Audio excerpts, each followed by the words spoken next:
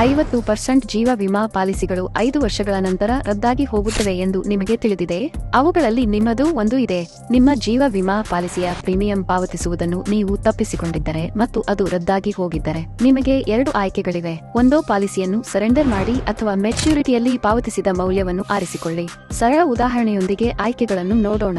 500 ವಾರ್ಷಿಕ ಪ್ರೀಮಿಯಂನೊಂದಿಗೆ 20 ವರ್ಷಗಳ ವಿಮಾ ಜ್ಯೋತಿ ವಿಮಾ ಪಾಲಿಸಿಯನ್ನು ನೀವು ತೆಗೆದುಕೊಂಡಿದ್ದೀರಿ ಎಂದು ಊಹಿಸಿ. ವಿಮಾ ಮೊತ್ತರು 100,000 ಹಾಗೂ ವಾರ್ಷಿಕ ಬೋನಸ್ ಪ್ರತಿ ವರ್ಷಕ್ಕೆ 50 ರು. ನೀವು 5 ವರ್ಷಗಳ ಕಾಲ ಪ್ರೀಮಿಯಂಗಳನ್ನು ಪಾವತಿಸಿ ನಂತರ ನಿಲ್ಲಿಸಿದ್ದರೆ ನಿಮಗಿರುವ ಆಯ್ಕೆಗಳು ಯಾವುವು? 1. ನಿಮ್ಮ ಪಾಲಿಸಿಯನ್ನು ಈಗಲೇ ಸರೆಂಡರ್ ಮಾಡಿ. ಸರೆಂಡರ್ ಮೌಲ್ಯ ವಾರ್ಷಿಕ ಪ್ರೀಮಿಯಂ ವರ್ಷಗಳ ಸಂಖ್ಯೆ ಅಂಶ ಸಂಚಿತ ಬೋನಸ್ ಅಂಶ. ಆದ್ದರಿಂದ 5 ವರ್ಷಗಳವರೆಗೆ ಪಾವತಿಸಿದ ಪ್ರೀಮಿಯಂ ಮತ್ತು ಇತರ ಅಂಶಗಳನ್ನು ಪರಿಗಣಿಸಿ ನಿಮ್ಮ ಸರೆಂಡರ್ ಮೌಲ್ಯವು ರು. 17,040. 2. ಮುಕ್ತಾಯಕ್ಕಾಗಿ ನಿರೀಕ್ಷಿಸಿ. ಮತ್ತೊಂದು 15 ವರ್ಷಗಳು. ಪಾವತಿಸಿದ ಮೌಲ್ಯ 5 ವರ್ಷಗಳವರೆಗೆ ಪಾವತಿಸಿದ ಪ್ರೀಮಿಯಂಗಳು 5 ವರ್ಷಗಳವರೆಗೆ ಸಂಚಿತ ಬೋನಸ್.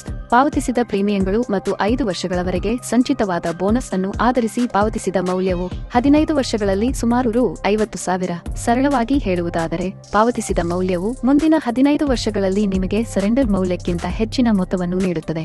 ನೀವು ಪಾಲಿಸಿ ಮುಕ್ತಾಯವಾಗುವವರೆಗೆ ಕಾಯಲು ಸಿದ್ಧರಿದ್ದರೆ, ಪಾಲಿಸಿಯು ಪಕ್ವವಾದಾಗ ಅಥವಾ ನಿಮಗೆ ಏನಾದರೂ ಆದ ಸಂದರ್ಭದಲ್ಲಿ ನೀವು ಪಾವತಿಯನ್ನು ಪಡೆಯುತ್ತೀರಿ.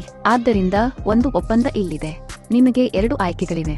ಮೊದಲು, ನಿಮ್ಮ ಪಾಲಿಸಿಯನ್ನು ಸರೆಂಡರ್ ಮಾಡಿ 17,040 INR ಅನ್ನು ನಗದು ರೂಪದಲ್ಲಿ ಪಡೆಯಿರಿ ಮತ್ತು ಪ್ರತಿ ವರ್ಷ 12% ರಷ್ಟು ಬೆಳೆಯುವ ಮ್ಯೂಚುವಲ್ ಫಂಡ್ನಲ್ಲಿ ಇದನ್ನು ಹೂಡಿಕೆ ಮಾಡಿ. ಇದು ನಿಮಗೆ ಸುಮಾರು 1,19,828 ರೂಪೀಸ್ ನೀಡಬಹುದು. ಪರ್ಯಾಯವಾಗಿ, ನೀವು ನಿಮ್ಮ ಹಣವನ್ನು ಹಾಗೆಯೇ ಇಡಬಹುದು, ಪ್ರೀಮಿಯಂಗಳನ್ನು ಪಾವತಿಸುವುದನ್ನು ನಿಲ್ಲಿಸಬಹುದು ಮತ್ತು ಪಾಲಿಸಿಯು ಪಕ್ವವಾದಾಗ ಪಾವತಿಸಿದ 50,000 ರೂಪೀಸ್ ಮೌಲ್ಯವನ್ನು ಪಡೆಯಬಹುದು.